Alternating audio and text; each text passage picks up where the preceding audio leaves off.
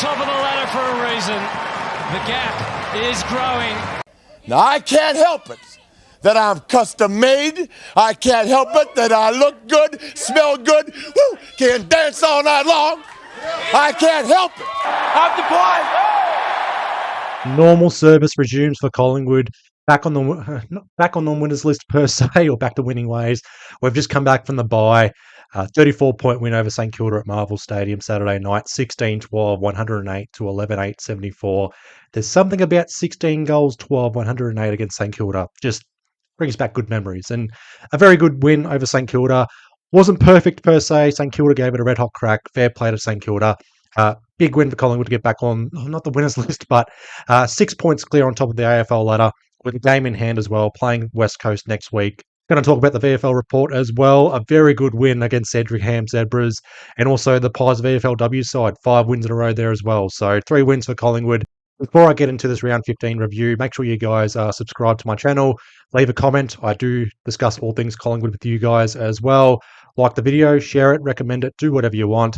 Hope you guys are having a good weekend so far. And let's just get into the round 15 review. I said in my preview video that I was going to be a little bit nervous heading into this game, more so the first quarter. Now, not overall compared to a team like North Melbourne, but just for how we respond after the bye. It wasn't an impressive win over Melbourne, so we needed to bounce back and need to improve in areas of our game and key metrics and whatnot. St Kilda were just coming off a 72-point loss to the Western Bulldogs. I was going to say 71. They lost to them by 71 points earlier this year. Then they lose by 12 goals, 72 points again. So St Kilda were looking to bounce back. They've lost to Brisbane at Marvel Stadium. They've somehow beaten Geelong at Marvel Stadium this year. But they've also lost to West Coast as well, the only team to lose to West Coast this season. So I wasn't too sure what St Kilda we were expecting. Again, the last time we played St Kilda, we lost by 15 points. So they have the capability to beat Collingwood. They've done it before previously under Ross Lyon. I was expecting a Ross Lyon coaching masterpiece. We almost got it. A fair play to St Kilda. Gave it a red-hot crack. First quarter, though, up by 2 goals at quarter time. It just looked like we were trying to be as efficient as we can with our disposal use. It was a very low disposal first quarter across the board, 68 to 72 at quarter time, -4 in disposals. 5 goals, 1 at quarter time.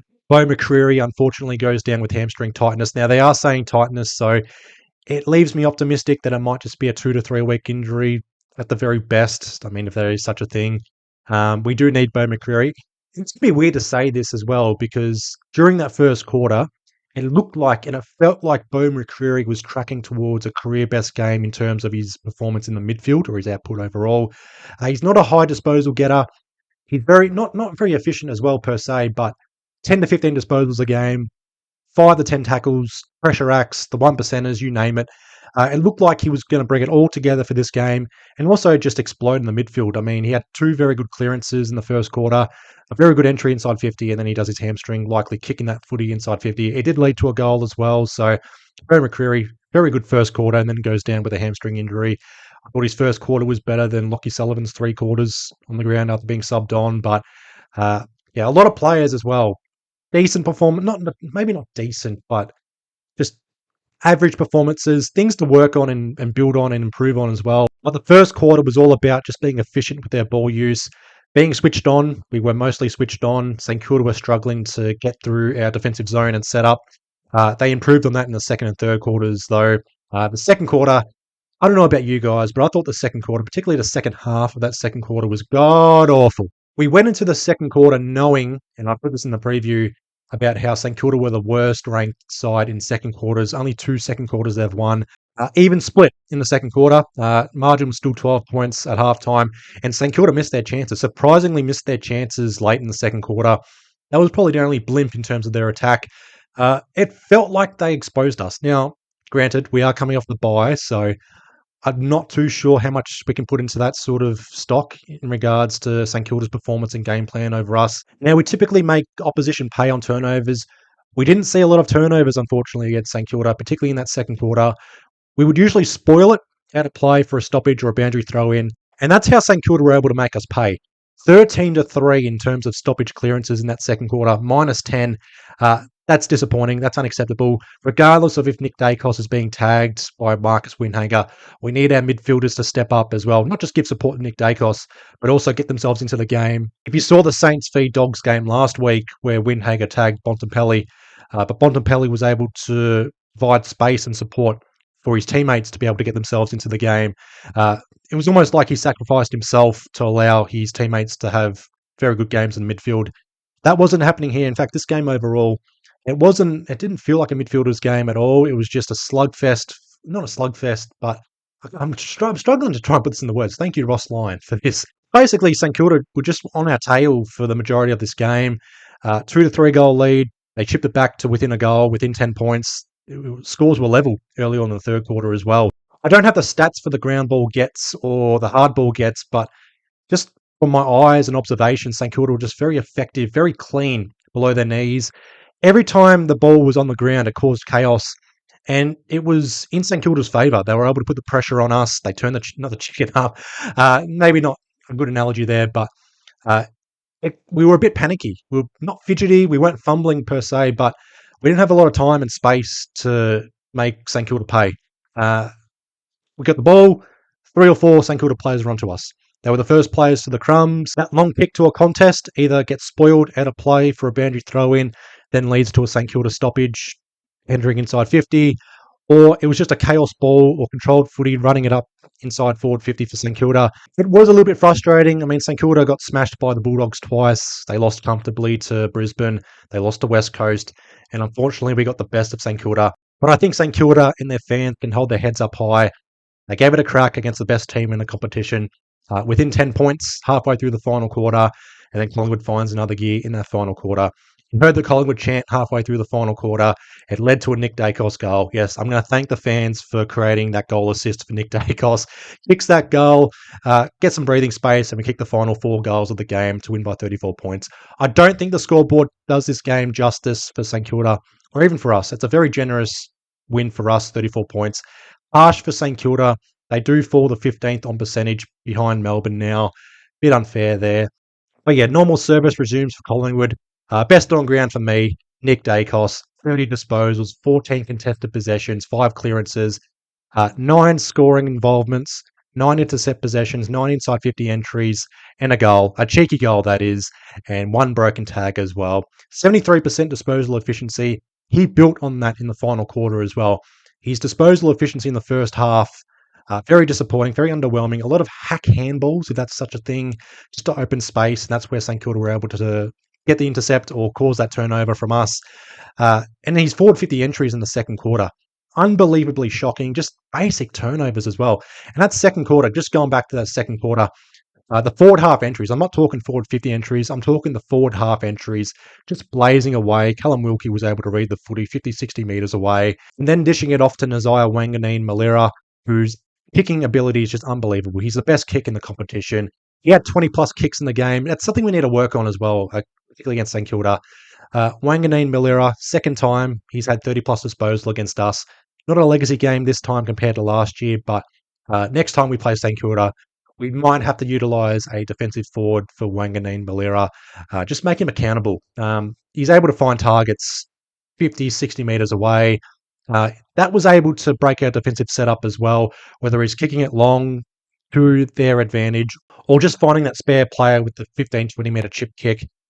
Allows them to use the corridor or just use that run and carry game. 6 wins in a row, but it's another win where we lose the clearances and contested possessions. Minus 21 for contested possessions and also minus 7 in clearances. I do think Bo McCreary being subbed out led to St Kilda being able to improve in the clearances after quarter time. We've got a bit of a selection headache in regards to who we bring in for Bo McCreary. No Lockie Schultz, no Bo McCreary, no Jordan Nagoe as well. So we are lacking that forward 50 pressure right now and also a bit of grunt work in the midfield early in the last 6 weeks. Do we look at bringing in finally Tom Mitchell for this game or for next week against West Coast? Harry DiMattia, does he make his debut? Does Will Parker have a run in the midfield next week? Who knows? But just on the individual performances, again, I thought Nick Dacos was our best on ground here. Likely gets the 3 Brownlow votes. If it's not Nick Dacos, it's probably Darcy Cameron. The stats will say it was an even split against Rowan Marshall and the Ruck. My eyes and observation shows in the first quarter, Darcy Cameron gave Rowan Marshall a fucking bath, all right? Even though Rowan Marshall improved in the second and third quarters, Darcy Cameron still had 5 marks inside 50 alone. 2 goals, could have had more goals as well, Darcy Cameron. He's still intercepting as well. A very good performance by Darcy Cameron. Still in the mix for All-Australian selection. But it's a 34-point win over St Kilda. 6 wins in a row. Second time this season we've won 6 games in a row. We're 6 points clear on top. We've got the game in hand. We play West Coast. It's David v Goliath. Perfect chance to go at least 10 points clear on the ladder. Now, because the VFL and VFLW games happened as well on Saturday, I'm going to combine this round 15 review with the VFL report. I'm going to start off with the VFLW, 27-point winners over Port Melbourne, but more importantly, it's 5 wins in a row for Collingwood's VFLW side. Very good response as well, losing to Darebin 6 weeks ago, or 6 games ago, by under a goal. We led for the majority of that game. We lose by under a goal, and we've won 5 games in a row since. We're entrenched inside the top 6. Not by percentage per se, but we've got every chance now to solidify and cement ourselves for VFLW finals. And the good part about Collingwood's VFLW 5-game win streak is they're not just banking wins against lower ranked oppositions, they're beating teams similar to them or high above them as well. We've beaten North Melbourne, we've beaten Box Hill. 5 games to go in the VFLW, not guaranteed for finals yet, but heading towards cementing themselves for finals. And who knows? Who knows how Collingwood's VFLW side goes from there. And to cap off 3 wins for Collingwood on Saturday, the VFL side winning by 3 points, but more importantly, after the final siren, Charlie West kicking 6 goals, career high, after the siren as well. That final passage of play as well was unbelievable. Tom Mitchell, hack kick forward. Brady Gray, former Fremantle player, picks up the ball, 360 pirouette, right foot kick inside 50. Charlie West just plucks a contested mark out of nowhere. 35, 40 metres out, almost straight in front, kicks the goal, 3-point winners, 14-9-93 to 14-6-90. I am going to be a negative Nancy, however. Collingwood were 44 points up almost halfway through the second quarter against Sandringham, who've only won just 1 game for the season. But St Kilda's AFL-listed players, particularly their youngsters in the midfield, and Zach Jones isn't a youngster, but he led by example in this game. He was the catalyst for St Kilda or Sandringham to respond from 44 points down. We were 25 points up, I believe, at three-quarter time. First 5 minutes of the final quarter, bit of a scrap. I thought, all right, we can hang on, we can scrap out this win. 10 minutes later, halfway through the final quarter, we're down by 5 points. So it felt like St Kilda or Sandringham, were about to run away with this game, but they lost their legs in the last 10 minutes of the game. But Charlie West, come with the moment, come with the man. There's a King Charlie in the AFL, but he's at Collingwood right now. Again, 6 goals. I thought he was best on ground for us. I think the goal after the siren makes him best on ground for Collingwood. There's obviously going to be talks about Charlie West making his AFL debut against West Coast next week, particularly off 6 goals. Now, he could replace Tim Embry or Brody Myercheck if they need a rest, but we're just coming back from a bye. I don't think we need to be resting key forwards right now. I can't see 4 key forwards in Myercheck, McStay, Embry, and Charlie West unless Jamie Elliott needs a rest. He's played every single game, but Charlie West, he just needs to keep playing like this in the VFL. Charlie West, however, he was coming into this game having not kicked a goal in his last 3 games in the VFL, so to kick 6 goals here, pretty much just cash in on a career best game. I mean, just needs to keep it up. There'll be an opportunity later in the season. We do play Richmond in a month's time. That might be a good time to bring in Charlie West on the MCG as well. The Collingwood VFL website had it as 13 AFL listed players here. It was 14. However, by quarter time, it was basically down to 13. Cal Jath hobbling off in the first quarter, didn't come back on. Noah Howes had a knock in the second quarter in the hands of the trainers, came back on after half-time. Very hard to make an impact, kept goalless again, still provided the pressure up forward, but wasn't able to get himself on the scoreboard, unfortunately. Will Parker had a decent game in the midfield, 27 disposals, 10 intercept possessions as well. Harry Dimatia, 21 disposals. Mason Cox, 34 hitouts. I thought Mason Cox was the best ruckman on the ground against Harry Boyd and Alex Dodson in the ruck. Oscar Steen had a bit of a relegated role in this one, unfortunately. Didn't have much ruck work. Didn't have an impact up forward as well. He had 1 good contested mark. That was about it. Eliro Schmidt, 7 disposals, playing as a key defender. All intercept possessions as well. But besides that, we almost choked a 44-point lead over Sandringham, who are second last on the VFL ladder. This win in the VFL, we keep ourselves inside the top 10. It's a bit of a bottleneck in the middle part of the VFL ladder, so we're going to keep banking these wins. We do play Southport next week. But Southport, they're second on the VFL ladder. Southport actually did lose from 7 goals up in their game over Sydney. But I fully expect Southport Sharks to bounce back in the VFL. Massive test for Collingwood. But I am going to wrap up this video here for the round 15 review. 3 wins for Collingwood, VFLW side, 5 wins in a row. Pies VFL side, win after the siren, and beating St Kilda by 34 points at Marvel Stadium, 6 wins in a row. On top of the AFL ladder by 6 points. 10 points clear next week, most likely, having to face West Coast at Marvel Stadium. Things are looking good for Collingwood. Normal service has resumed. I'll leave you guys all to it. I'll leave you guys to it because my voice is starting to crack here. Be well, stay safe, Magpies out.